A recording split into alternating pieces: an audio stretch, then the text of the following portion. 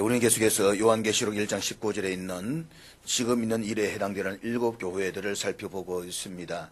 7교회 정리가 되시지요? 에서가 살모사라는 뱀이 아니고 버두사라는 뱀을 빌라에 데리고 살았다. 에서, 버두사, 빌라. 그래서 에베소 교회, 서모나 교회, 버가모 교회, 두아디라 교회, 사대 교회, 필라델비아 교회, 그 다음에 라오디게아 교회, 에서, 버두사, 빌라. 그래서 오늘 우리는 이제 마지막으로 이 라오디게아 교회를 살펴보려고 합니다. 라오디게아 교회를 살펴보기 위해서는 먼저 라오디게아라고 하는 지형을 이해하는 것이 굉장히 중요합니다. 라오디게아는 빌라델비아로부터 동남쪽으로 약 70km 떨어진 지점에 위치한 도시로서 오늘날에는 터키의 데니절리라고 하는 큰 도시 근처에 있다라고 합니다. 우리가 지도를 통해서 볼 수 있지만 지난주에 보았던 빌라델비아에서 라오디게아 교지는 70km 떨어져 있는데 아마 여기에서 영천 정도쯤 잡으면 될 거리라고 보아집니다. 이곳에서 북쪽으로 약 10km 정도 올라가면 석회수 온천으로 아주 유명한 히에라볼리라고 하는 곳이 있습니다. 우리가 라오디게아 바로 위에 히에라볼리 있는데 지금은 이거 파카물라라고 이렇게 불려집니다만은 이 히에라볼리라고 하는 곳이 있습니다. 이 앞에 있는 사진은 히에라볼리에 있는 야외 온천의 모습입니다. 아주 가고 싶죠, 그죠? 저도 가고 싶습니다.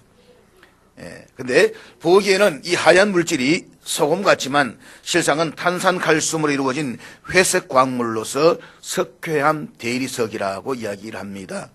그러니까 이곳 히에라볼리에서부터 상당히 뜨거운 온천수가 흘러나와서 라오디게아로 거쳐가지고 동쪽으로 14km 지점에 있는 골로새까지 흘러갑니다. 우리가 이 보면은 이 히에라볼리에서 라오디게아로 거쳐서 흘러가는 이 물이 온천수에 물이 흘러가는 이 곳에서 두 사람이 가서 사진을 찍었던 모습이라고 볼 수 있습니다만 저하고는 전혀 상관없는 사람입니다. 인터넷에 검색하니까 이 사진이 있어가지고 제가 올렸습니다. 또 혹여 저분들 목사님하고 무슨 관계 있나 하지만 전혀 관계없는 사람입니다. 자, 그런데 이 히에라볼리에서 시작한 이 뜨거운 온천수가 흘러가다가 라오디게아쯤 오면 식어서 미지근한 상태가 됩니다. 사람들이 그 물을 마시려고 하면 미지근해서 너무 역겨워서 토할 것 같은 느낌이 든다라고 합니다. 그리고 그 물이 더 내려가서 골로새쯤 가면 차가운 물이 됩니다. 그래서 주님께서 뜨겁지도 아니하고 차지도 아니하다라고 말씀하시면서 미지근하다는 말씀을 하셨는데 이것은 라오디게아 사람들이 들었을 때는 너무나도 실감나는 이야기다라고 하는 것입니다. 자기들이 미지근한 물로 인해서 마시지도 못하고 토할 같은 느낌을 받으면서 지금 살아가고 있기 때문이다는 것입니다. 자, 이 라오디게아는 에베소로부터 동방으로 향하는 무역로의 중춘기라고 하는 지정학적인 이유이기도 하지만 당시 이곳에는 유명한 세 가지가 있었습니다. 첫째는 돈이 많이 모였기 때문에 은행이 유명했습니다. 특히 로마의 키케로가 재산을 예치하고 현금 거래를 했을 정도로 큰 은행이 있어서 금융사업으로 막대한 이윤을 남겼습니다. 둘째는 모직물이 유명했습니다. 이 도시에 거주하는 사람들은 주로 흑양모로 잔 화려하게 거지없는 의복들을 팔아서 막대한 부를 축적했습니다. 많은 은행이 있었고 또 양모 산업이 발달하면서 도시에는 돈이 많이 돌고 있었다는 것입니다. 거기에다 셋째는 유명한 의과대학이 있었습니다. 물론 의과대학은 오늘날처럼 이런 의과대학은 아닐 것입니다. 그런데 이 도시에는 기원전 4세기의 아리스토텔레스 시대로부터 알려진 유명한 의과대학이 있었는데 이곳에서 생산되었던 부르기아라고 하는 안약은 세계적으로 각광을 받는 아주 유명한 의약품에 속했다라고 이야기를 합니다. 오늘 본문을 읽어보면 이 세 가지가 그대로 다 나오고 있는 것을 보게 됩니다. 그러니까 은행으로 인한 부한 것과 모직물로 인한 온 문제, 그런 눈을 밝혀보는 것이 본문에 그대로 다 나오고 있습니다.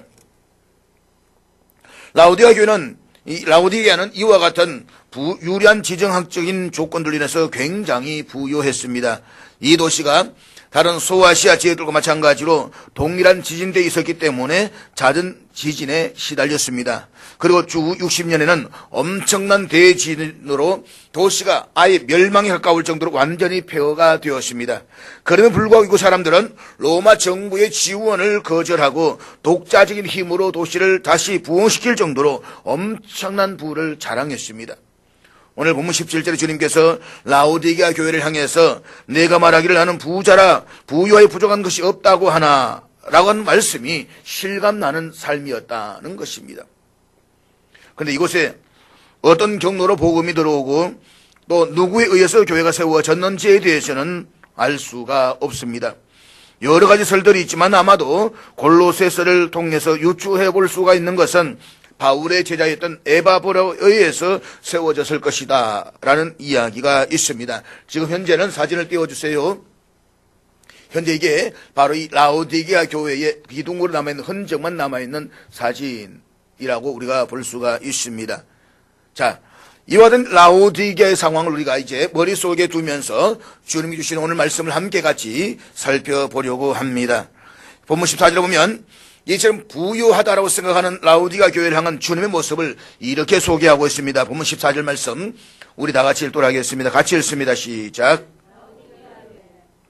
여기 보면 예수님을 세 가지 관점에서 소개하고 있습니다. 먼저 예수님은 아멘이십니다. 아멘이라는 말은 일반적으로 진실로 그렇습니다 라고 하는 뜻을 가지고 있습니다. 그래서 우리가 기도를 드리거나 혹은 말씀을 드리면서 아멘이라고 하는데 그것은 그 말씀이 참되다라고 하는 뜻입니다. 그런데 오늘 여기는 고유명사로 쓰고 있습니다. 고유명사로 예수님을 가리켜서 아멘이라고 한 것은 오늘 여기 본문에만 있다는 것입니다.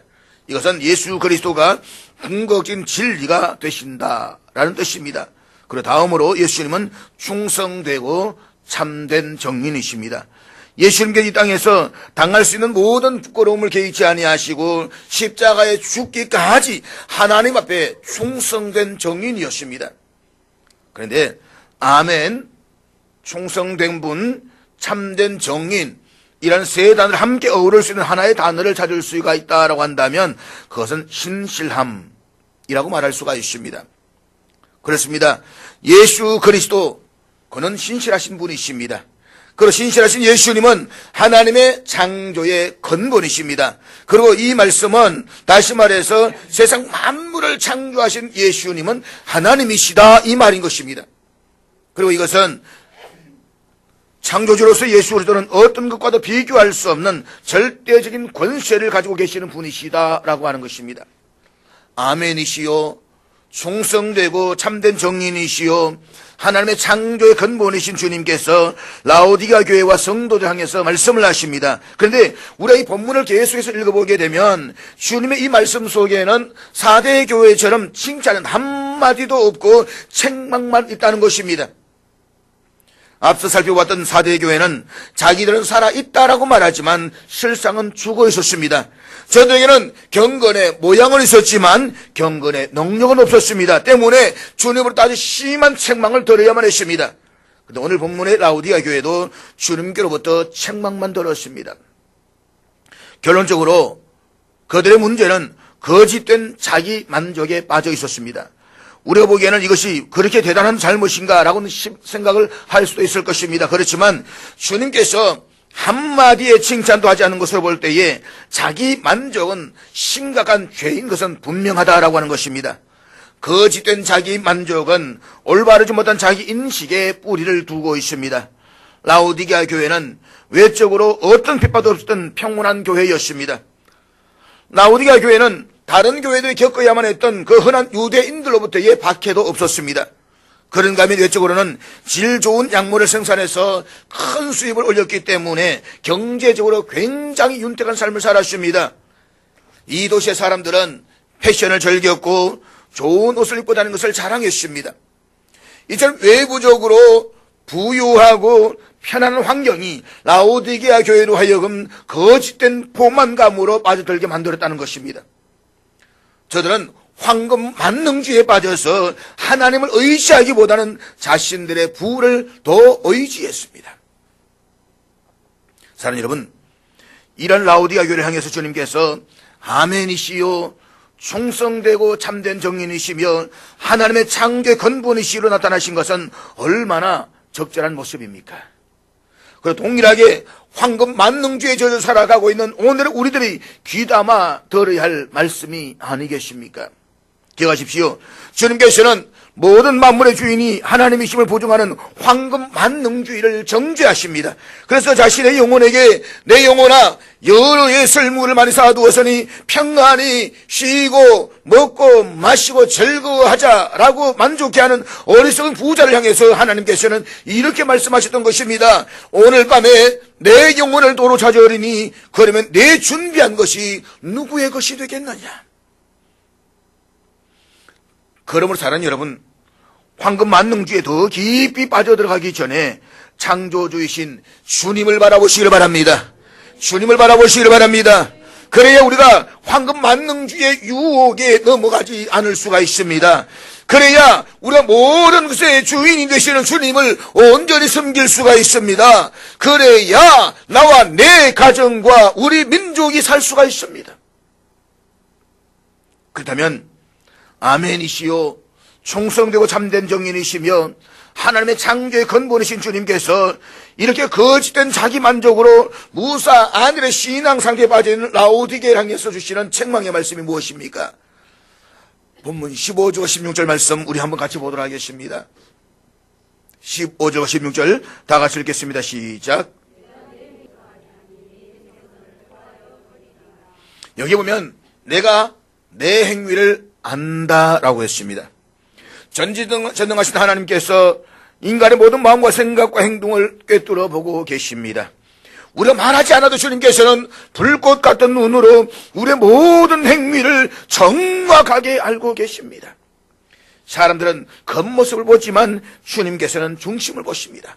화려한 옷을 입고 수많은 재물을 가지고 마치 부자인 것처럼 살고 있지만 실상은 얼마나 가난한지를 우리 주님께서 보고 계신다는 것입니다. 그렇다면 주님께서는 라오디게아 교회에 무엇을 하신다는 것입니까? 그것은 먼저 라오디게아 교회와 성도들이 신앙적으로 미지근한 상태에 있다는 것을 아신다는 것입니다. 그런데 주님의 이 책망의 내용은 소아시아 여러 교회들이 받았던 책망과는 전혀 다르다는 것입니다. 다시 말해서 에베소 교회는 처음 사랑을 잃어버렸다는 책망을 들어야만 했습니다. 사탄의 권장을 쓰던 버가모 교회는 우상의 제물을 먹고 행음하였기 때문에 책망을 들어야만 했습니다. 그런가 하면 사대 교회는 극도의 형식주의에 빠졌다는 사실로 인해서 책망을 들었습니다. 그런데 라오디게아 교회에는 이와 구체적인 책망이 없습니다. 거기 뭘 잘못했었는지 어떤 문제가 있는지에 대해서 전혀 이야기가 없습니다. 단지 내가 차지도 아니하고 뜨겁지도 아니하다라고만 말씀하고 있는 것입니다. 그만큼 라오디게아 교인들에게는 참 잘된 열심이나 잘못된 열심 가운데 어떤 것도 찾아볼 수가 없었다 이 말입니다. 여기서 차다라고 하는 것은 복음을 전혀 받아들이지 않는 상태에서 세상에 속해 있으면서 하나님에 대해서 무관심하거나 하나님을 대적하는 것을 상징합니다. 그리고 덥다라고 하는 것은 신앙의 열정으로 뜨거운 상태를 상징합니다. 결국 차지도 뜨겁지도 않다라고 하는 것은 완전히 세속적이지도 않고 그렇다고 해서 완전히 영적이지도 않다 이 말입니다. 다시 말해서 하나님을 사랑하지도 않고 그렇다고 해서 싫어하지도 않는 어정쩡한 상태를 말하는 것입니다. 사랑하는 여러분, 라오디게아 교인들이 왜 이런 상태를 유지하려고 했을까요? 앞에서 말씀을 드렸듯이 라오디게아 교회는 질 좋은 양모와 발달한 금융업을 인해서 다른 도시들에 비해서 굉장히 부유했습니다. 주 60년에 대지진으로 도시 전체가 폐허가 되었지만 로마 황제의 지원을 거절하고 자신들의 재력으로 도시를 재건할 정도로 부유했습니다.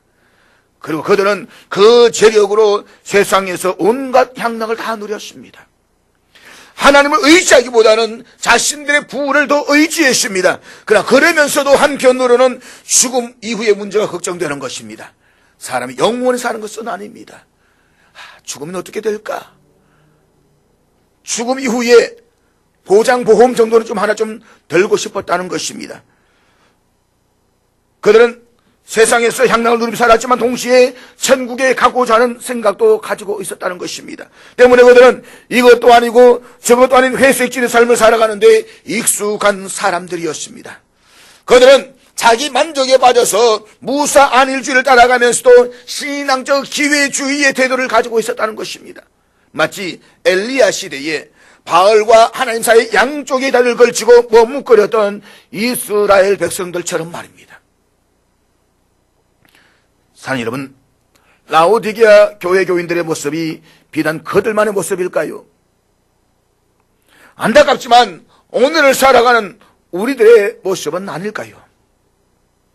주일이 되면 요식상 교회에 나와서 거룩하고 경건하게 예배를 드립니다. 그러나 주일을 제외한 나머지 날은 세상에서 세상의 향락을 추구하며 그리스도와 전혀 상관없는 삶을 살아갑니다. 그러면서 자신은 이후에 천국에 갈 것이라고 아주 확신을 하고 있는 것입니다.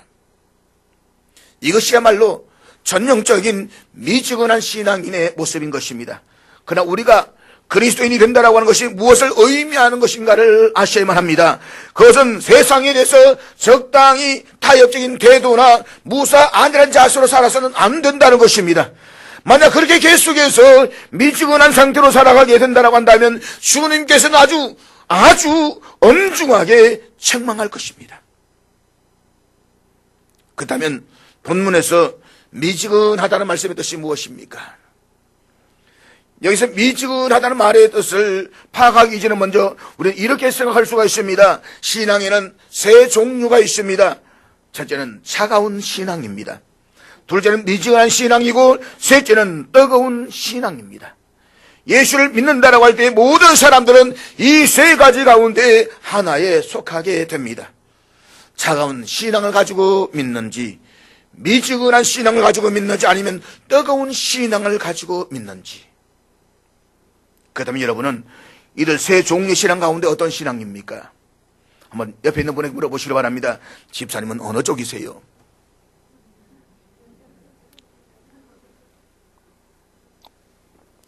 한번 물어보시라니까요.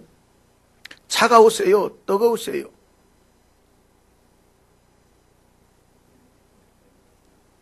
귓속말로. 아마 그러면 여러분들이 이 말씀을 듣고 이렇게 생각하는 분들이 있을는지 모르겠습니다. 나는 미지근하지만 그렇다라고 해서 아예 안 믿는 것도 아니지 않느냐? 누구처럼 뜨겁게 믿어서 광신적이 될 필요는 없지 않느냐? 그리고 미지근하다라고 해서 무슨 문제가 있어? 오늘의 지적이고 합리적인 시대를 살아가는 사람들에게는 아주 그럴듯한 소리가 들려질 것입니다. 그러나 미지근한 신앙의 문제가 얼마나 심각한 것인가를 우리는 아셔야만 하는 것입니다. 앞에서 말씀을 드렸듯이 미지근하다라고 하는 것은 하나님을 싫어하지도 않고 사랑하지도 않는 어정쩡한 상태를 말하는 것입니다. 다시 말해서 미지근하다라고 하는 것은 그 신앙이 윗선으로 가득하다는 것을 의미하는 것입니다. 주님이 이처럼 미지근한 라오디게아 교회를 향해서 이렇게 말씀하십니다. 내 입에서 너를 토하여 버리리라. 이거 참으로 엄중한 심판의 경고의 말씀인 것입니다. 사랑하는 여러분, 우리는 여기서 라오디게아 교회가 주님으로부터 엄중한 심판의 경고를 깬 원인을 다시 한번 생각해 볼 필요가 있습니다. 본문을 잘 읽어보십시오. 주님께서는 라오디게아 교회에 헌신이 없었기 때문에 심판을 경고하신 것이 아닙니다. 그들의 종교적인 의식이나 행사가 없었기 때문에도 아닙니다. 그들의 분명히 헌신이나 종교적인 의식이나 행사 등이 다 있었습니다. 그들은 그저 미지근해서 하나님께 절반쯤만 헌신하는 것입니다. 빌라델비아 교회처럼 작은 동력을 가지고 오셔도 인내의 말씀을 지키며 뜨겁게 믿는 것이 아닙니다. 그렇다라고 해서 아예 하나님을 대적하면서 냉랭한 것도 아닙니다. 너무 지나치지도 않고 모자라지도 않게 적당한 것입니다. 지나치지도 않고 모자라지도 않고, 이게 현대 지성인들에게 얼마나 좋은 모토입니까?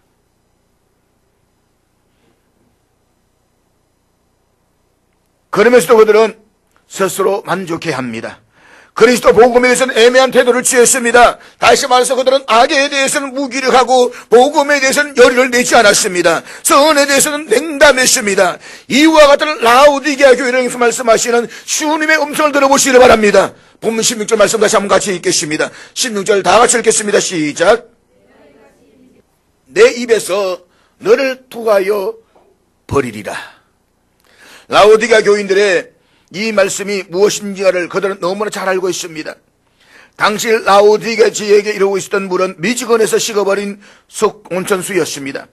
그것도 석회석에 섞인 물이었습니다. 그러니 맛이 어떠했겠습니까? 어느 누구도 이와 같은 물을 마시려고 하지는 않을 것입니다. 혹이 몰라서 입에 넣었다가도 역겨워서 그 물을 곧바로 입에서 토해버릴 것입니다. 주님께서는 이 사실을 놓고 지금 말씀하고 있는 것입니다. 너희들이 지금 그 물을 잘 알고 있는데 지금 너희들의 신앙이 바로 그 물과 같다는 것입니다. 너희들이 잘 알고 있는 미지근한 물과 같은 것이 바로 오늘 너희들의 신앙이라는 것입니다. 주님이 보실 때에 너희들의 믿음은 토하여 버리는 믿음이라는 것입니다. 괜찮은 믿음이 아니고 그냥 놔두면 안 된다는 것입니다. 이것은 반드시 시정되어져야 할 믿음이라는 것입니다. 역겨워서 토하여 버리리라. 입에서 물을 담으면 그냥 욱 하고 토하여 버리는 그 물이라는 것입니다. 저들의 신앙이 지금 그렇다는 것입니다. 사랑하는 여러분 기억하십시오. 미지근한 신앙은 주님이 토하여 버리실 정도로 심각한 문제가 있습니다. 그러면 신앙생활 하려면 제대로 하십시오. 뜨겁게 하십시오. 하나님은 당신을 싫어하지도 않고 좋아하지도 않은 성도들을 보고 참지 못하십니다.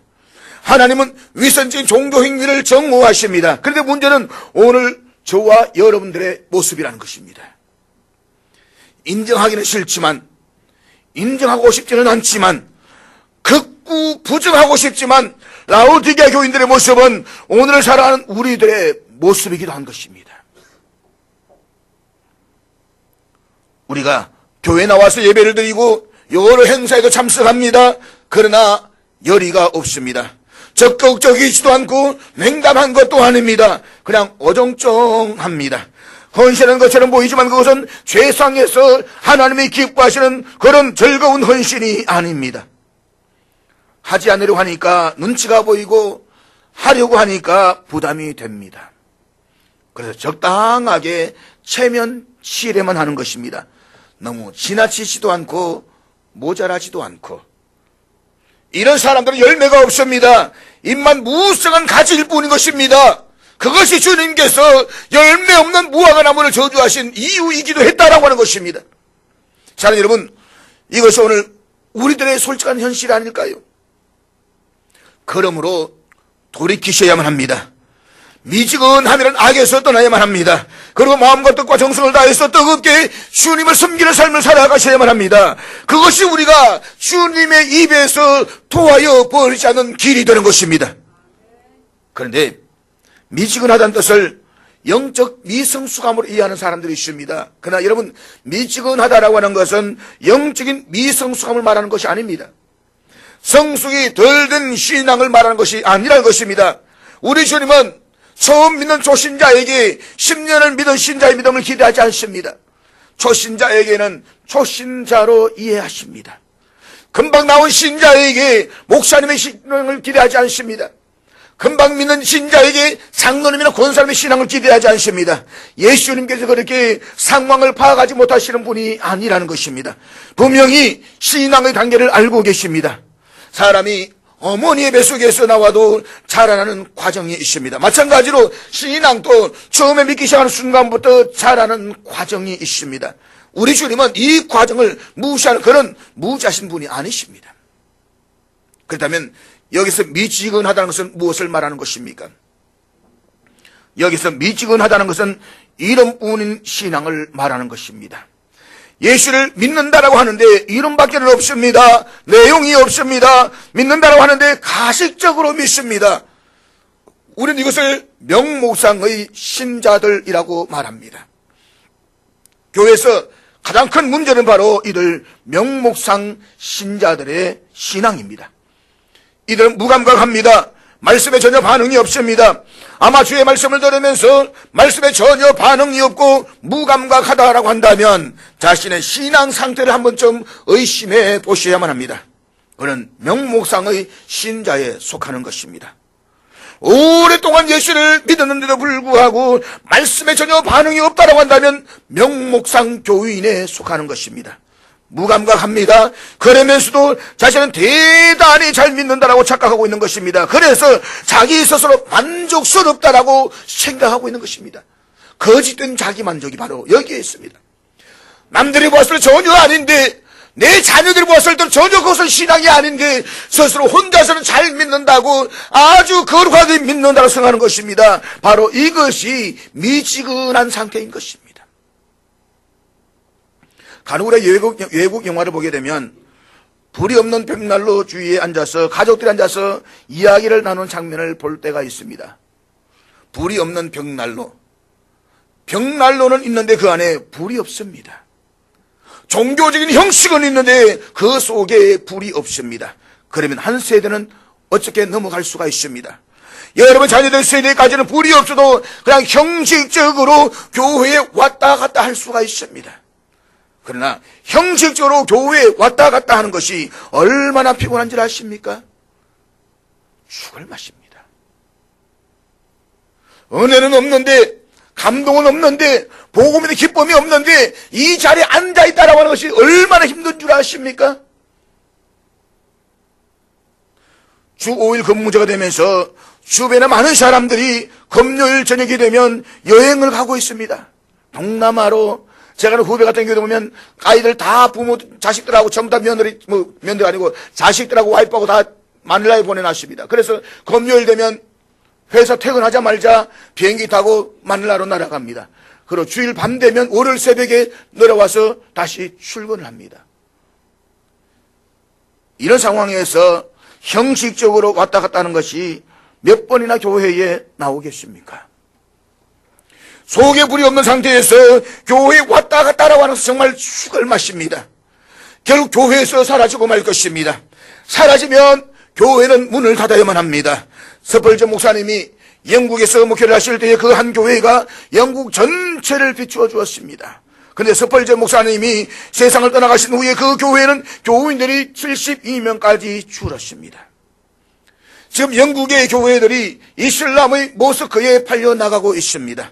재적이 5,000명인데 교인들은 50명도 나오질 않습니다.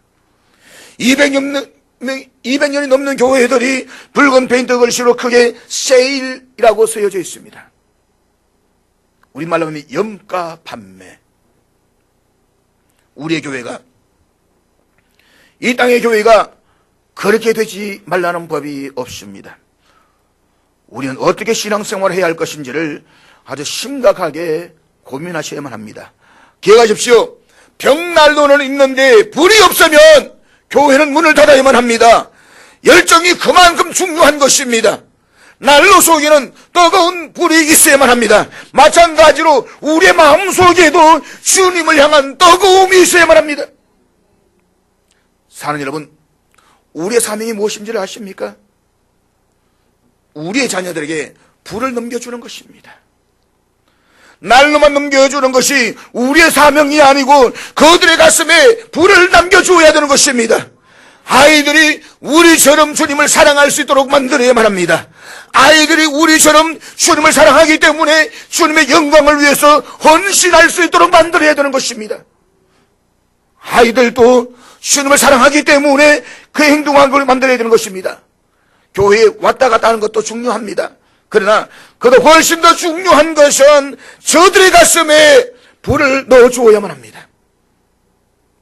사랑하는 여러분, 제가 지금 말씀을 전하지만 여러분의 가슴에 불이 없다라고 한다면 그 심령이 얼마나 불행하겠습니까? 그 사람의 말씀을 제대로 들어하겠습니까? 심령에 불이 없는데 말씀의 감동이 전해지겠습니까?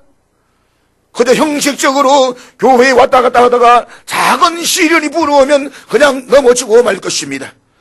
부모의 형식적인 모습을 보고 자란 아이들은 결국 부모를 떠나는 순간 교회도 떠나가고 말 것입니다. 신앙생활을 하지 않습니다. 세상으로 흘러가고 마는 것입니다. 어제 저희 공주하고 전화했습니다. 금요일부터 해가지고 토요일까지 MT를 갔대요.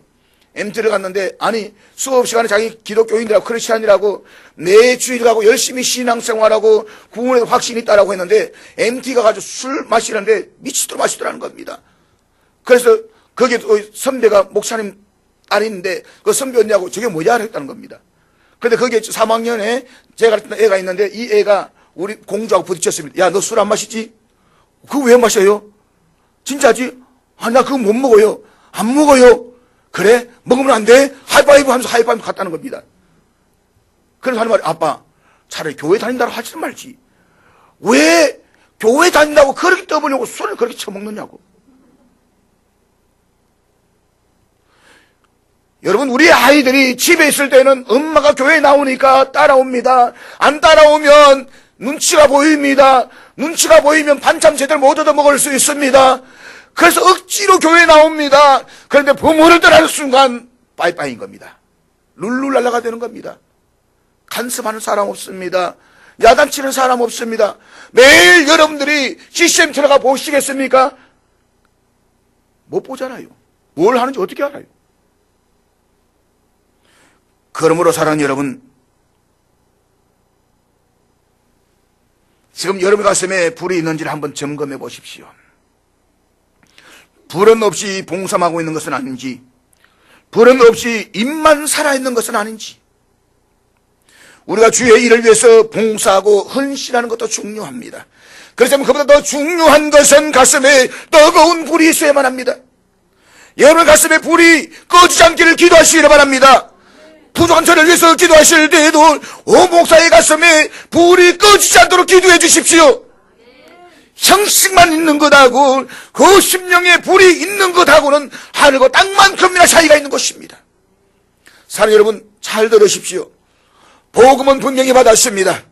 복음을 받아들이기는 했는데 자신의 생활에 복음이 부딪히지를 않습니다. 자신의 중심에 부딪힌 적이 없습니다. 다른 말로 하면 언내의 맛을 모르는 것입니다.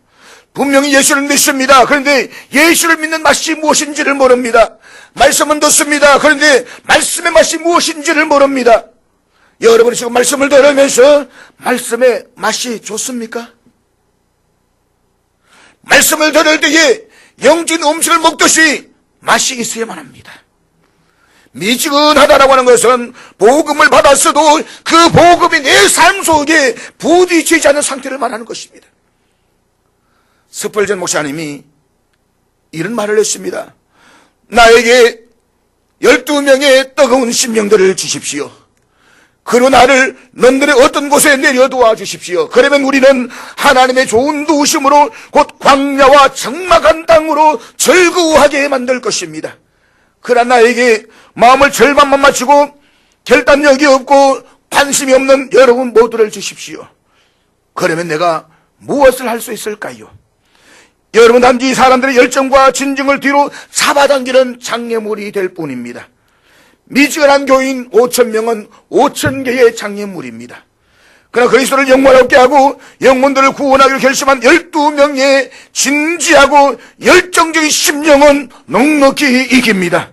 그들은 약하고 소수이지만 거기에 하나님의 복을 더 많이 받는 능력이 거하게 될 것입니다. 미지근한 것보다 차라리 아무것도 없는 것이 낫습니다. 스펄전 목사님이 목회를 하실 때에 얼마나 많은 교인들이 모였는지 모릅니다. 빈민청에서부터 시작해서 국회의원까지 그의 영향권 안에 다 들어갔습니다. 고위층부터 밑에 있는 사람까지 복음을 받아들이고 변하는 역사가 일어났습니다. 지금 그런 사람들 앞에 두고 스펄전 목사님 지금 이 설교를 하고 있는 것입니다. 나에게 12명의 뜨거운 심령들을 주십시오. 그러면 내가 이 런던을 바꾸어 놓겠습니다. 나에게 5,000명의 미지근한 심령들을 주십시오. 그 5,000명의 미지근한 심령들은 5,000개의 장애물들입니다. 아주 무서운 설교입니다. 우리 많은 사람들 통해서 도시가 변화될 것이라고 생각합니다. 그러나 뜨거운 심령 12명이 있으면 그 12명이 한 도시를 바꾸게 됩니다.